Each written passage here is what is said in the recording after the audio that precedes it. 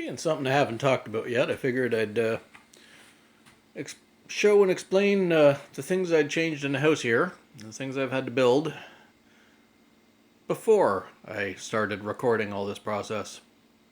We'll start out with the bathroom, or at least part of it.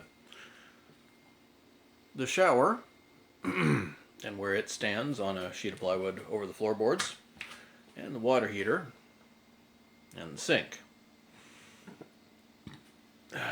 The sink was my girlfriend at the time's mother's potato bucket in her garden. She offered it to me when I said I was looking for a sink. The taps were on another dead sink in the pile of garbage outside, and they worked. So that didn't cost me much of anything other than the pipes, which were about $150, $200 altogether. The water heater cost me about $500 plus tax. The floor of the shower cost me about $500 plus tax. The glass walls cost me $750 plus tax. The walls of the shower cost me $750 plus tax. The taps cost me $100, and the shower head on a hose cost me another $50. So that all adds up, and oh yeah, the sheet of plywood that it's sitting on cost $100 plus tax. So altogether about $3,000. That's this end. What was originally there was a concrete slab that had been poured directly on the floorboards, and a disconnected wood stove sitting on top of it rusted into a pile of junk. So that all had to be dealt with when I first moved in. The next thing I had to do, where the soffit ceiling ends, was nothing. There was nothing between there and the wall with the window, all the way across. So with the scrap lumber and scrap drywall I had, I built the bathroom, put the joists in for the floor above, put the scrap plywood down on top of it to make a floor for 4 feet. And above that, up in the shadow here, can't see it very well, can't see it at all. You can see part of it, but that floor of the closet up there, I had to build that.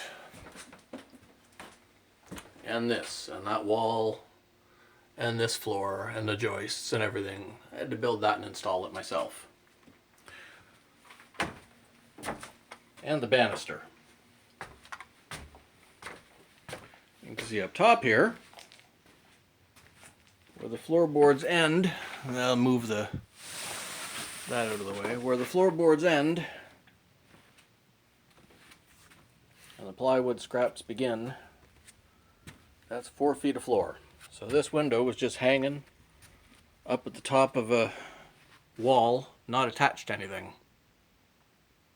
It's pretty weird. So I had to build this box and build that closet. This wall was already there. There was a wall here where the end of the paint is.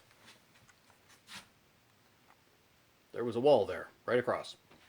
Had to take that out. Used a lot of that drywall and lumber to build this box. And also had to build this section of wall.